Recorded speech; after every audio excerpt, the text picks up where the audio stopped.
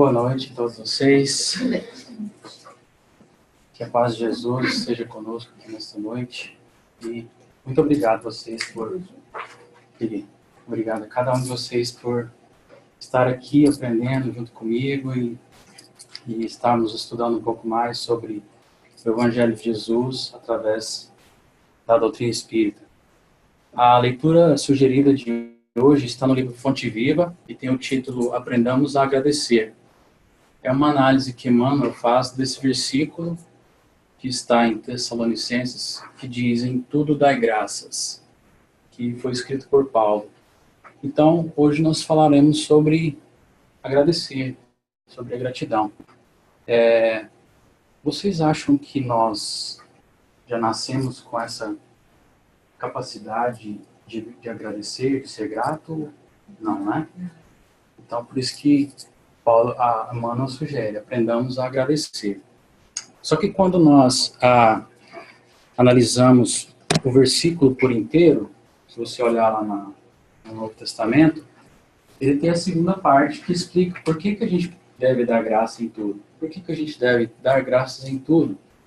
Porque é a vontade de Deus em Cristo para convosco. Então Jesus veio para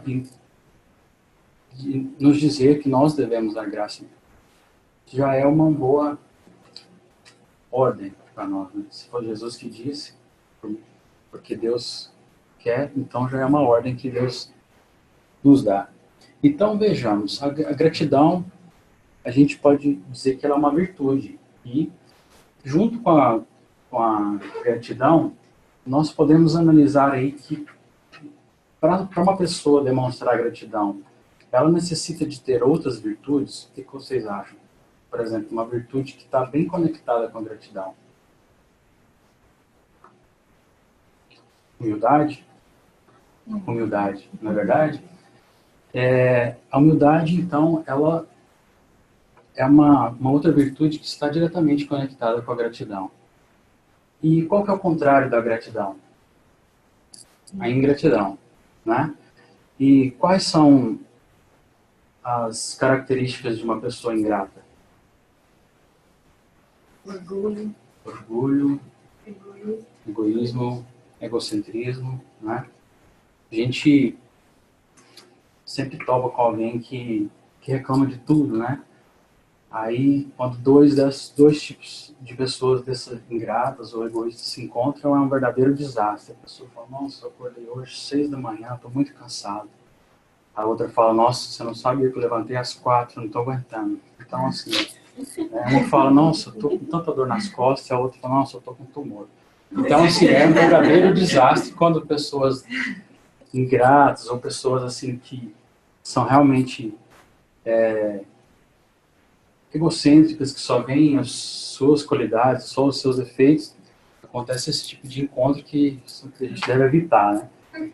Então, nós vamos basicamente hoje falar de gratidão e qual o benefício de ser uma pessoa grata.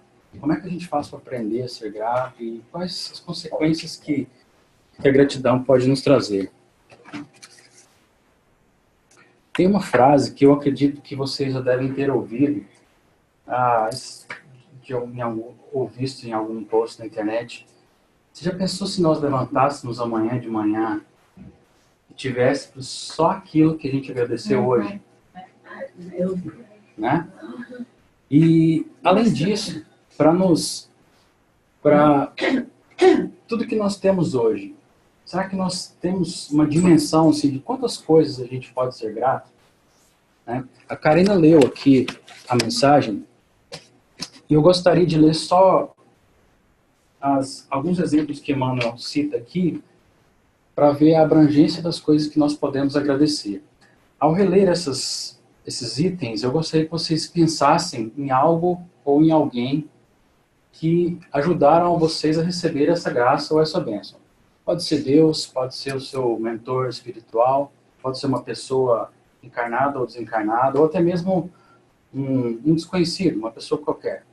Então Emmanuel fala assim: saibamos agradecer as dádivas que o Senhor nos concede cada dia.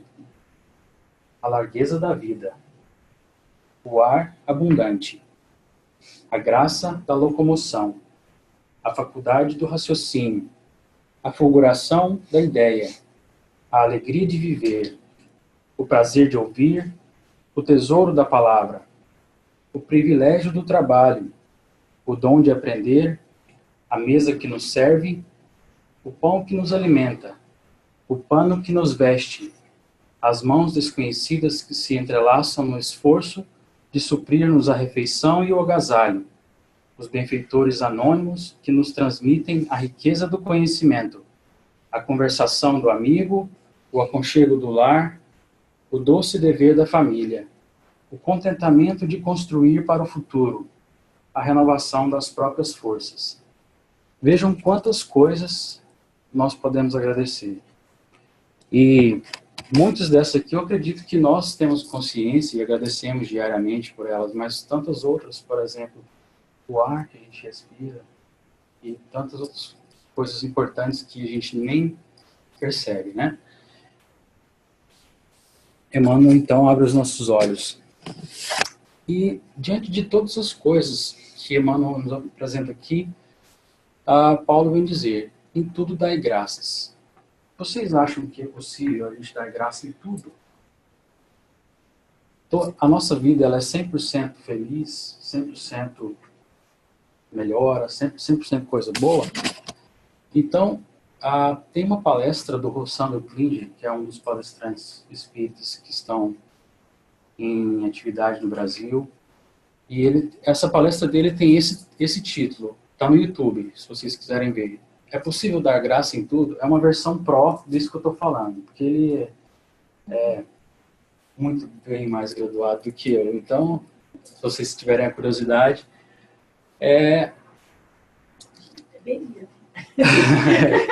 Então, é possível dar graça em tudo? Então, ele nos traz diversas explicações baseadas nas palavras de Paulo. Uma das justificativas que ele nos abre os olhos, ele vai lá no Evangelho de João 4, versículo 8, e fala que Deus é amor. Então, partindo dessa premissa de que Deus é amor, tudo que vem de Deus é amoroso. Tudo é bom. Por isso, é um motivo para darmos graças. É um ótimo motivo. Então, primeiro, a gente viu que Jesus nos diz dar graça em tudo, já é uma ordem. Aqui tem mais um argumento, porque Deus é amor, e tudo que vem de Deus é amor, inclusive as dificuldades. Então, por exemplo, ainda tem uma certa dificuldade. Por exemplo, quando a gente vê aquelas notícias na televisão de que caiu um avião, por exemplo. Aquele que teve, por exemplo, um exemplo aquele do time da Chapecoense lá, morreu muitas pessoas e alguns sobreviveram, né? E aí o repórter chega para alguns sobreviventes. Aliás, sempre tem um ou outro nesse voo que perdeu o voo. Tu já ouviu quando você vai fazer? E a pessoa, foi o pneu do carro que furou, ou foi, sei lá, algum táxi que atrasou, algum motivo, essa pessoa perdeu aquele voo e infelizmente o voo caiu e houve aquela tragédia. No final de tudo, essa pessoa, o que ela responde? O que aconteceu? Foi Deus que me salvou, certo? Aí, suponhamos que a mãe de um dos acidentados que morreu naquele voo está assistindo essa pessoa dar essa entrevista e ela pergunta, mas se foi Deus que salvou essa pessoa, por que não salvou também meu filho que estava no voo? A vontade de Deus, ela é parcial? Ela não é, né? Então, a vontade de Deus, nesse caso, a gente tem que procurar entender. Não quer dizer que não vai ser dolorido, que a gente não vai sofrer, mas que, principalmente nós, com a visão espírita, temos o entendimento que quando o desencarne ou a morte é uma passagem para o plano espiritual, né? Então, a gente pode entender um pouco essa justiça divina, assim, que por que não eu? Ao invés de pensar, né? Por que eu, mas por que não eu? Dando sequência naquele versículo de Tessalonicenses, o proposto para hoje foi o versículo 18. Mas quando você continua lendo, Paulo ele continua dando vários conselhos, e no versículo 21, ele complementa dizendo: mas ponham à prova todas as coisas e fiquem com o que é bom. Então, o que ele nos sugere aqui? Diante dessas tragédias ou diante das dificuldades que a gente enfrenta, será que a gente consegue tirar alguma lição, alguma coisa de boa dessas dificuldades? É possível dar graça até nos momentos de dificuldade? Então, o Rossandro, nessa palestra, ele sugere que, mesmo na dificuldade, a gente tem que procurar a essência. E ele dá umas ideias assim, de como que você separa o bem do mal. Primeiro que a gente viu que Deus é amor, então tudo que vem dele é bom, é do bem. E ele então já diz que o mal não existe. O que existe é a ausência do bem. Então, é uma versão contrária de a gente falar que o mal existe. Então, o mal não existe. O que existe é a ausência do bem. Como é que eu posso provar isso? Aí ele faz assim. Vocês estão vendo a sombra da minha mão aqui, no projetor? Ela existe ou não? A sombra? É. A sombra está ali, não. Cadê? Onde ela está? Não. Então ele fala assim, que a sombra é nada mais nada menos do que a ausência da luz. A luz não está passando, então é a ausência da luz. Né? Ele dá outro exemplo. Por exemplo, nas guerras, o que acontece? A ausência de paz. Por que existe tanto ódio? A ausência do perdão? Né? Então a gente tenta procurar o que é aparente e o que é real. E nisso a gente deve filtrar.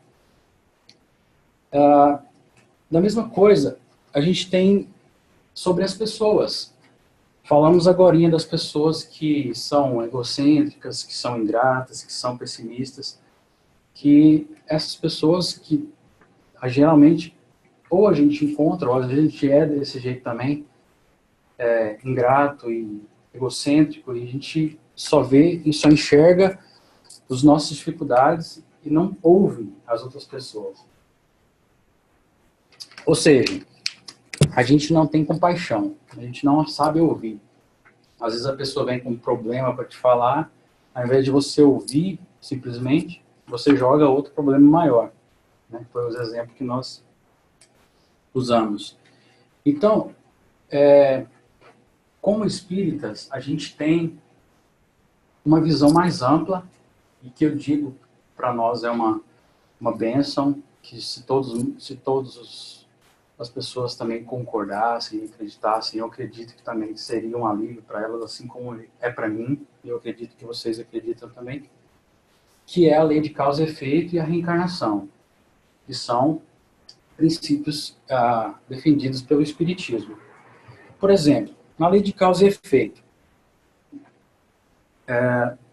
uma pessoa, um jovem que abre mão de estudar hoje em dia, nesse mundo competitivo que nós vivemos, e ele prefere ficar em casa jogando videogame ou na internet e tudo mais. O que vai acontecer com esse jovem daqui, tipo, 10 ou 20 anos? Vai ficar sem trabalho, vai ser difícil, não vai? Porque, por mais que ele tente um trabalho, ele pode até conseguir um trabalho, mas vai ser um trabalho com uma remuneração baixa, e isso vai trazer uma consequência negativa para ele. E aí, se ele chegar nesse momento de dificuldade, ele vai botar a culpa em quem? Em Deus? Que Deus é injusto, ou muitos têm problemas com os pais, com cônjuges, ou a gente sempre coloca a culpa em alguém, e que o mundo é injusto, que é tudo muito difícil, não tive oportunidade. De quem será que é a culpa? Né? Muitas vezes, esse problema, ou prejuízo, ou dificuldade que você tem, é uma consequência de alguma escolha que você mesmo fez. Né? Então, é importante você observar a lei de causa e efeito. E a gente tem muito o costume de usar a lei de causa e efeito para exemplificar algo negativo. Mas ela também funciona para o contrário. Né? Quantas pessoas a gente conhece que não tem problemas? Tipo, financeiramente bem, relacionamento, família, saúde, tudo. Por que que essas pessoas têm tanto e outros têm tão poucos? Deus é injusto? Não é. Então é a lei de causa e efeito. Você colhe o que você planta, né? Esse é um ditado bem, bem popular. E a reencarnação é a mesma coisa. Nós já sabemos que o nosso planeta é um planeta de provas e expiações. Então aqui nós estamos encarnados com o objetivo de progredir, sempre de aprender. E na última palestra que eu falei que aqui a gente está num hospital ou numa escola. A gente está sempre aprendendo e a gente só vai encontrar gente doente.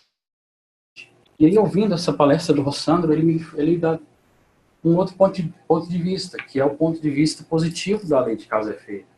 A gente está aqui para aprender e pelo amor ou pela dor. Então, se você sempre escolhe o lado bom, se você está sempre empenhado em fazer o bem, em se melhorar, em procurando novas virtudes, sempre melhorando as suas virtudes, o sofrimento vai ser minimizado.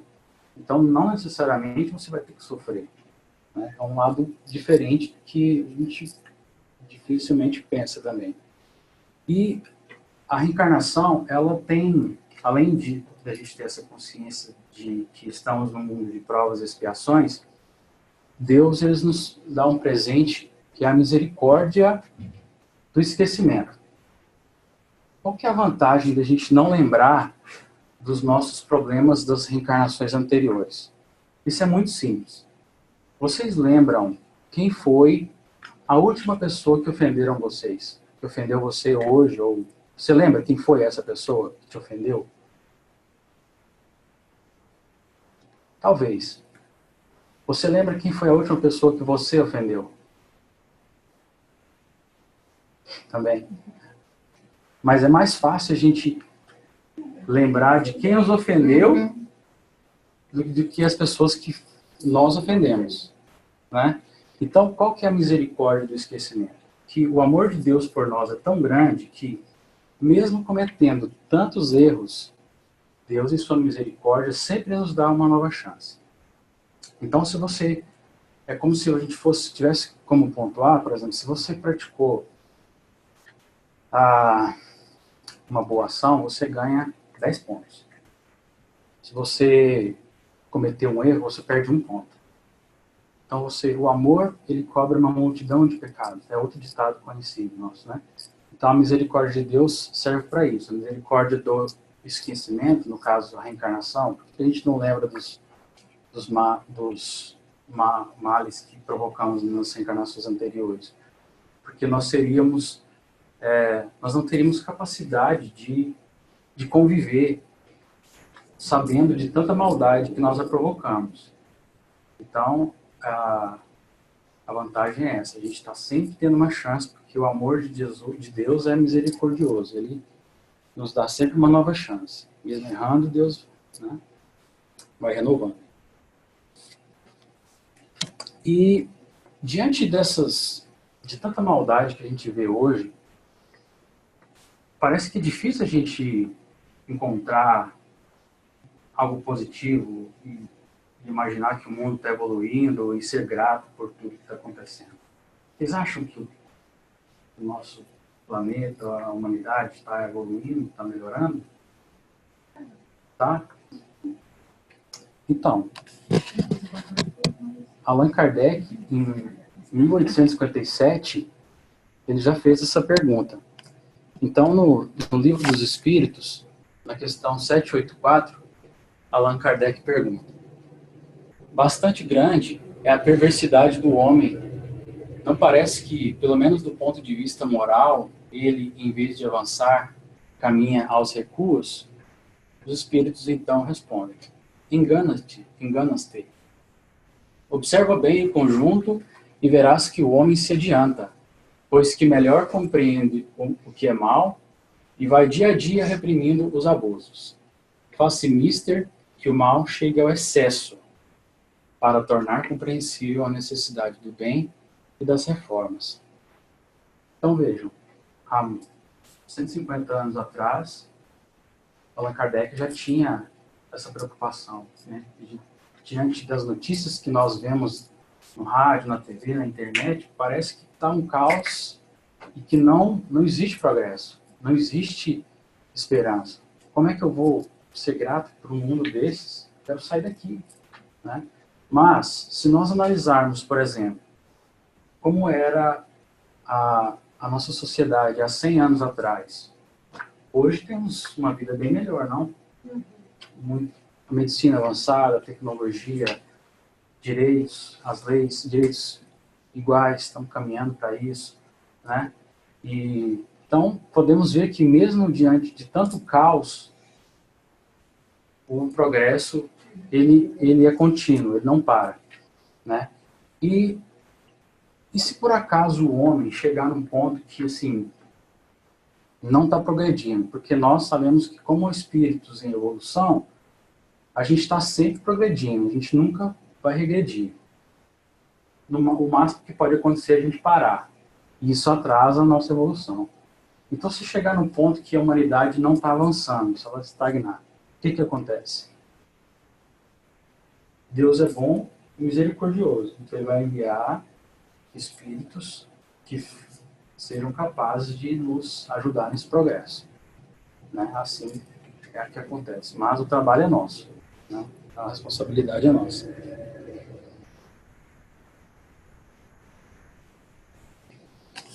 Então, para poder dar um exemplo de como que a gente pode ser grato, mesmo nesses momentos de dificuldade, a gente deve selecionar, por exemplo, tem pessoas que já levantam de manhã assistindo jornal, aqueles bem sangrentos mesmo, aqueles programas de rádio sangrento. Imagina como é que vai ser o dia, o que está na mente dessa pessoa, né? Então, quando Paulo disse para a gente reter o bem, vale para isso também. As pessoas com quem a gente convive, os pensamentos que a gente mantém na nossa cabeça, no nosso dia a dia. E como que a gente pode tentar tirar algo positivo de uma situação negativa? Chico Xavier tem esse livro chamado Lindos Casos de Chico Xavier. Chico Xavier, ele levantou cedo para ir trabalhar, ele estava numa charrete. Lá no Goiás a gente chama de carroça, é a mesma coisa, né? Levantou cedo, ele estava indo para o trabalho de charrete, para a fazenda, e encontra com o Flaviano no caminho. O Flaviano era um conhecido dele. E o Flaviano então diz: Chico, você sabe quem morreu? Chico: não, o Juca, seu ex-patrão. Coitado, morreu na miséria, Chico, sem ter o que comer. Uma situação realmente precária. O Chico, então, tirou o lenço do bolso, enxugou os olhos e fala: coitado, que horas vai ser o enterro, Flaviano? Creio que vão enterrá-lo a qualquer hora, como indigente, no caixão da prefeitura, que lá eles chamavam de rabecão. Imagino que deve ser um caixão bem rústico, né, talvez. O Chico, então, ainda emocionado, medita e pede para o Flaviano: Flaviano, faça-me um favor. Vá à casa onde ele desencarnou e peça para esperarem um pouco. Vou ver se arranja um caixão, mesmo que barato. Flaviano, então, despede-se e parte. O Chico, então, desce da charrete, manda o recado para o seu chefe, que ele não iria trabalhar, e começa, então, a pensar no seu ex-patrão Juca. Uma figura humilde e bom servidor, que tanto bem lhe fizera. E ali mesmo, naquele caminho, ele faz uma prece a Jesus: Senhor, trata de meu ex-patrão, a quem devo tanto, que me socorreu nos momentos mais angustiosos, que me deu emprego com o qual socorri minha família, que tanto sofreu por minha causa. Que eu lhe pague, em parte, a gratidão que lhe devo. Ajuda-me, Senhor. Chico, então, tirou o chapéu e, com a copa para baixo, saiu a pedir esmolas. E foi bater de porta em porta, pedindo esmola para comprar um caixão para o seu extinto amigo Juca. Daí a pouco, Toda a cidade de Pedro Leopoldo já sabia do sucedido e estavam perplexos, se não comovidos com a atitude de Chico. Até mesmo seu pai soube que Chico estava pedindo esmola e tratou-se de conversar com Chico para que ele parasse de fazer isso. E Chico então responde: não, meu pai, não posso deixar de pagar tão grande dívida a quem tanto colaborou conosco. Então Chico continuou pedindo esmola. Daí então Chico esbarra com um cego, um famoso cego lá da cidade de Pedro Leopoldo. Então ele pergunta: por que tanta pressa, Chico? O Chico responde: meu nego, estou pedindo esmolas para enterrar meu ex-patrão. Seu Juca? Já soube. Coitado, tão bom. Espera aí, Chico. Tenho aqui algum dinheiro que me deram de esmolas ontem e hoje. Despejou no chapéu de Chico tudo que havia arrecadado até ali. Chico olhou nos olhos, mortos e sem luz, e viu que os olhos dele estavam cheios de lágrimas. E comoveu-se mais ainda.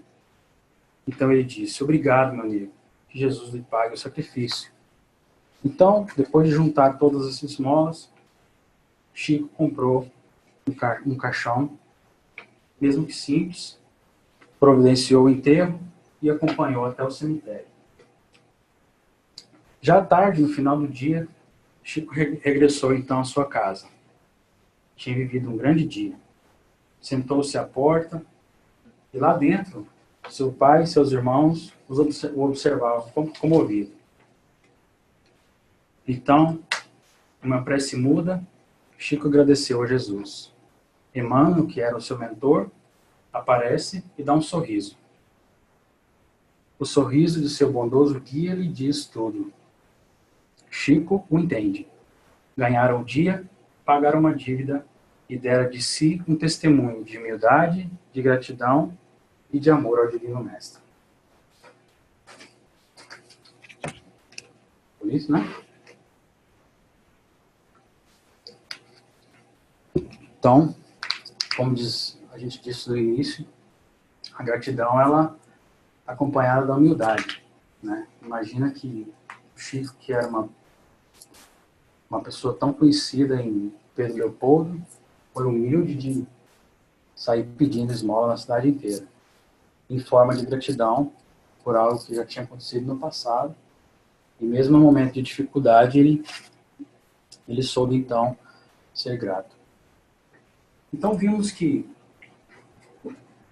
Paulo, no versículo, diz que devemos dar graça em tudo. No versículo em João, a gente fala que Deus é amor, que a gente deve dar graça em tudo, porque o que vem de Deus é dado com amor. Para que a gente possa ter mais um argumento, eu fui procurar na ciência o que a ciência tem a nos dizer sobre a gratidão.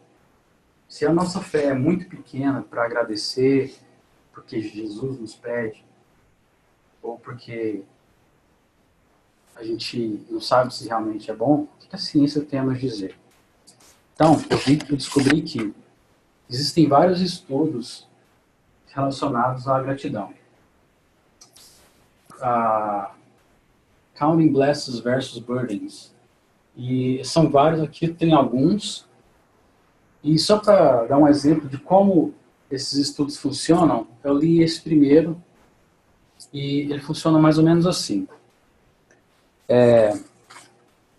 Os examinadores são dois autores, são dois cientistas, um aqui da Universidade da Califórnia em Davis e o outro da Universidade de Miami. Eles selecionaram um grupo de pessoas e eles disseram para essas pessoas que todas as semanas eles deveriam escrever uma frase. Só que eles separaram esse grupo de pessoas em 3 grupos. O primeiro grupo, eles iam escrever uma frase por semana do que eles eram gratos. Qualquer coisa que aconteceu naquela semana que eles achavam que deveria agradecer. O segundo grupo, eles escreveram sobre alguma coisa que irritaram eles, alguma coisa de ruim que aconteceu naquela semana. E o terceiro grupo, era aberto. Poderia escrever para bom ou para ruim. E isso durou 10 semanas, que dá aí 2 meses e meio, mais ou menos, né? E qual foi o resultado que eles chegaram? O primeiro grupo, que escreveu sobre o que eles eram gratos, eles perceberam que essas pessoas estavam mais otimistas. E, além disso, eles estavam fisicamente melhor. Eles precisaram ir menos ao médico. Eu não sei como é que eles mediram isso, mas imagino talvez nos outros grupos alguém precisou, não sei. E, no geral, eles tinham uma organização melhor da vida deles. Simplesmente pela atitude da gratidão, né? Porque aí eu já acho que a gente já pode imaginar as outras virtudes envolvidas, né, nesse fato. Então, esse é só um exemplo, eu não consegui ler todos, de como que a gratidão, nesse caso, influenciou positivamente o comportamento e a vida dessas pessoas. E depois de analisar todos esses artigos, a Harvard Medical School fez uma carta que resume todos os resultados daqueles artigos que eu mostrei para vocês. Então eu vou ler rapidamente, vocês vão ver que são coisas óbvias, que se a gente parar para pensar, não precisa de um cientista falar para a gente que a gente consegue enxergar.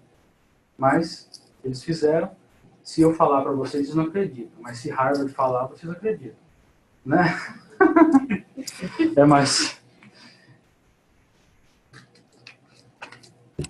E eu tenho a bibliografia, tá, gente? Isso aqui não é verdade mesmo. Não criei, não. Para dar credibilidade na apresentação, é verdade isso daqui. Então, a carta tem o título In Praise of Gratitude. Então, ele está falando que expressar gratidão pode ser uma das maneiras mais simples para sentir-se melhor. Na pesquisa de psicologia positiva, a gratidão é forte e consistentemente associada a uma maior felicidade. A gratidão ajuda as pessoas a sentir emoções mais positivas, saborear boas experiências, melhorar sua saúde, lidar com a adversidade e construir relacionamentos fortes. Lembrando que aqui a gente está falando de gratidão, mas imagina as outras virtudes que estão envolvidas junto, né? Humildade, compaixão, amor e justiça, todas as leis divinas trabalhando junto com a gratidão aqui nesse caso. E aí continua. Esses estudos analisaram que a gratidão pode melhorar os relacionamentos. Olha que beleza. Os casados aí vão achar bom isso aqui. Por exemplo, um estudo de casais descobriu que os indivíduos que tomaram tempo para expressar a gratidão por seu parceiro não só se sentiram mais positivos em relação a outra pessoa, mas também se sentiram mais à vontade expressando preocupações sobre sua relação. É verdade isso, gente?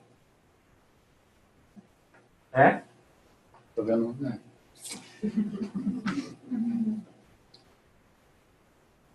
Outra coisa, gratidão também pode fazer você ganhar mais dinheiro. Veja bem, os gerentes que se lembraram de dizer obrigado às pessoas que trabalharam para eles podem achar que esses funcionários se sentem motivados a trabalhar mais. Esse é um outro estudo que eles fizeram, foi numa universidade, eles dividiram em 2 grupos, e eles tinham que fazer um fundraising, né? Tinham que ligar e tentar juntar recursos lá, não sei para que era. Aí, um dos grupos, eles utilizaram a gratidão, pelo serviço, pelo empenho, pelo esforço.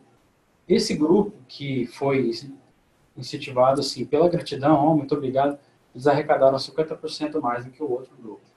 Ou seja, a gratidão também faz dinheiro, né? A gratidão é uma maneira de que as pessoas apreciarem o que elas têm, em vez de sempre alcançar algo novo, na esperança de torná-los mais felizes, ou pensar que não podem se sentir satisfeitos até que todas as necessidades físicas e materiais sejam atendidas. São aquelas pessoas ambiciosas que, né, quanto mais alto sobem, mais alto querem subir e esquecem de onde vieram, né, e passam por cima de todo mundo e assim por diante. A gratidão ajuda as pessoas a se reorientar no que têm em vez do que lhes falta. Embora possa sentir-se artificial, o estado mental se fortalece com o uso da prática. Como vocês viram, são coisas aparentemente simples, né? Se eu falar, não tem credibilidade, mas foi Harvard que disse, tá bom? E aí, no final da carta, do letter, eles fazem um resumo de maneiras de como cultivar a gratidão. Escreva uma nota de agradecimento. Aqui a gente pode incluir rede social, carta mesmo, ou e-mail, e ainda faz uma sugestão. Se você puder fazer uma carta para a pessoa e ler na frente dela, melhor ainda. Thanksgiving está aí, né? Só uma dica. Agradeça alguém mentalmente. Aqui, no Centro Espírita, a gente muitas vezes estuda sobre o poder do pensamento, né? Então, você simplesmente não precisa nem estar perto, mas simplesmente pelo pensamento você consegue agradecer alguém.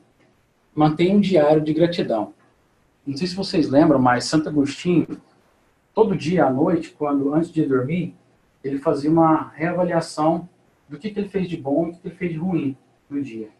Ele sempre se questionava, onde foi que eu errei? O que eu posso fazer para não errar de novo? O que eu posso fazer de melhor? Aqui ele dá uma sugestão também da gratidão. Conte suas bênçãos. Essa aqui eu acho que não me imagino fazendo isso, mas imagine se você conseguisse anotar tudo. A gente leu aqui na leitura de Emmanuel muitas coisas que a gente nem para pensar, né? Se você quiser. E você também pode cultivar a gratidão através da oração, que eu acho que a maioria de nós fazemos, né? E também a meditação. A meditação, muitas vezes, ela é recomendada para você não pensar em nada ou pensar em alguma coisa positiva. E aqui ele sugere que você também pode pensar em alguma coisa que você é grato. Então, quase acabando, gente. Vocês já ouviram a história de Charlie Plumb, quem dobrou seu paraquedas, hoje?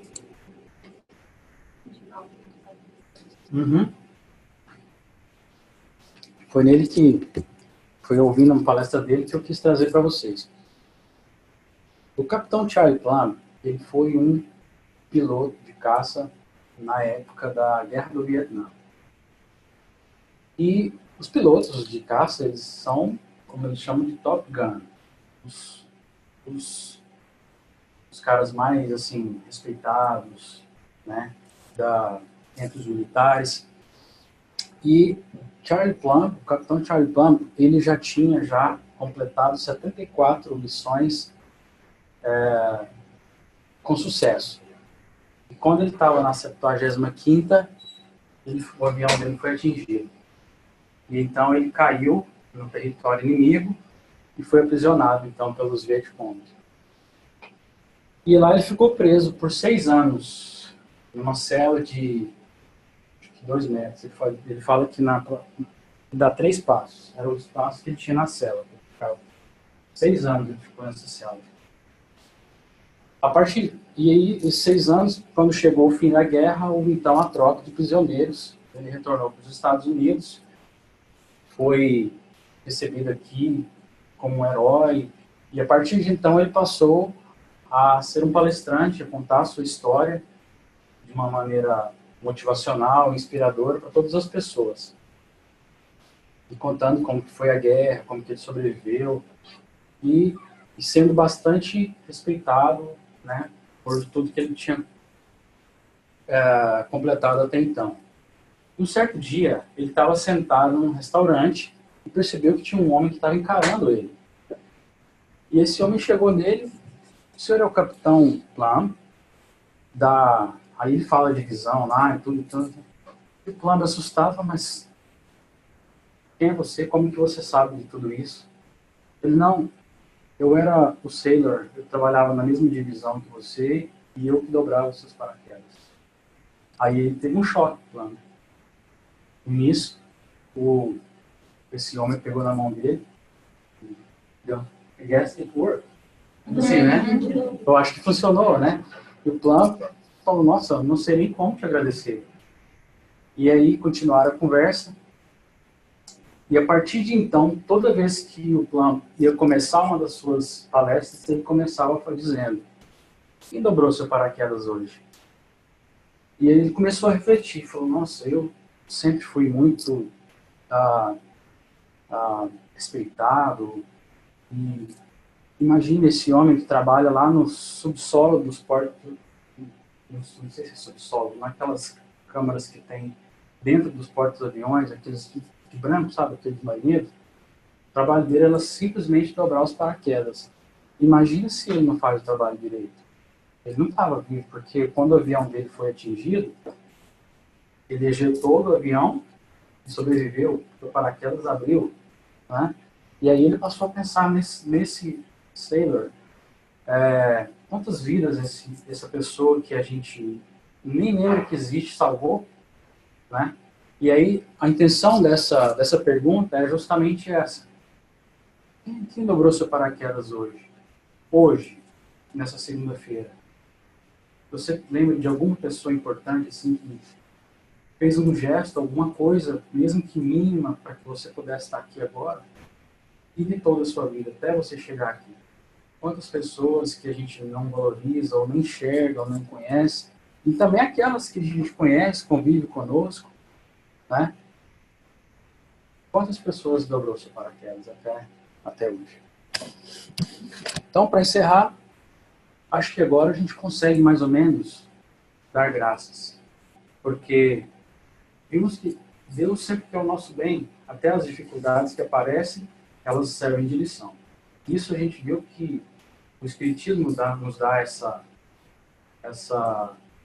esse conhecimento através da lei de ação e reação, e também da reencarnação. A gente sabe que a gente está sempre em progresso. E porque Deus, através de Jesus, nos disse: dai graças em tudo. Então, era isso que eu tinha para dizer para vocês. Aqui está a bibliografia. Esse aqui é o link da carta que eu mostrei para vocês. Quem quiser acessar depois. Muito obrigado a vocês.